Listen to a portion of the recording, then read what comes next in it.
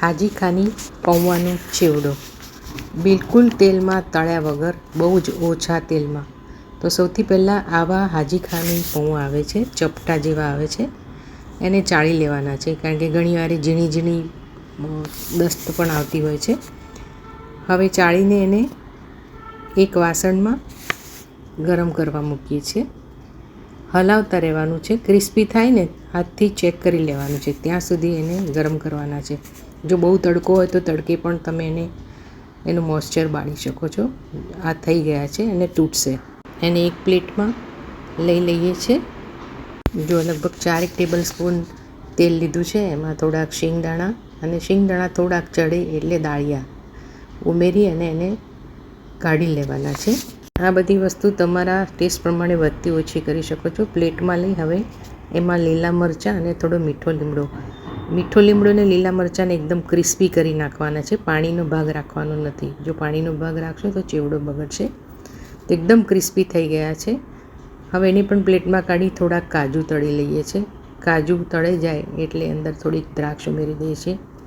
દ્રાક્ષને થોડીક ઝડપથી ફૂલતી હોય છે એટલે એને પણ કાઢી લઈએ છીએ. ત્યારબાદ એમાં ટોપરું છેલ્લે તળવાનું છે. ઝડપથી એ કાળું થઈ જતું હોય છે એટલે ધ્યાન રાખવાનું, લાલ થઈ જશે. તરત જ કાઢી લેવાનું છે ગરમ તેલમાં. હવે એ જ તેલમાં હિંગ ઉમેરે છે. હિંગ ઉમેર્યા પછી થોડીક હળદર આવી રીતે તેલમાં જ ઉમેરવાની, જેથી ચેવડામાં કલર સરસ રીતે બેસી જશે. ઘણા લોકો જુદો મસાલો કરતા હોય છે, પણ આ ગરમ તાવડીમાં તમે આ રીતે બનાવશો તો મસાલો પણ સરસ મિક્સ થઈ જશે. બધું મિક્સર ઉમેર્યા પછી આમચૂર પાવડર ને થોડીક વરિયાળી મેં ઉમેરી દીધી છે. હવે જરૂર પ્રમાણે થોડી ખાંડ, આમચૂર પાવડર લીધું છે એટલે ઓપ્શનલ છે, તમે સ્કીપ પણ કરી શકો છો. મિક્સ કરી લઈએ છીએ. મિક્સ થઈ જાય એટલે ગેસને બંધ કરી દેવાનો છે. ત્યારબાદ કાશ્મીરી લાલ મરચું ઉમેરે છે, જેનાથી કલર સરસ આવશે.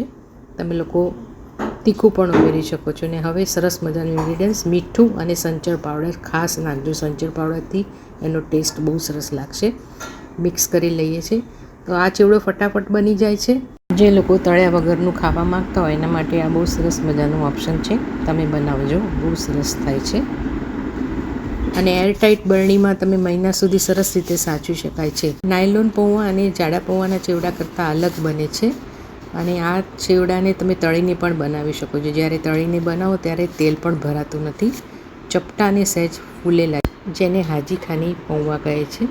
આસાનીથી તમને મળી જશે. તો મિત્રો, રેસીપી ક્યાંથી જોઈ રહ્યા છો ખાસ લખજો. ઘણા બધા બનાવતા જ હશે. રેસીપી ગમી હોય તો શેર, લાઇક, સબસ્ક્રાઈબ કરો.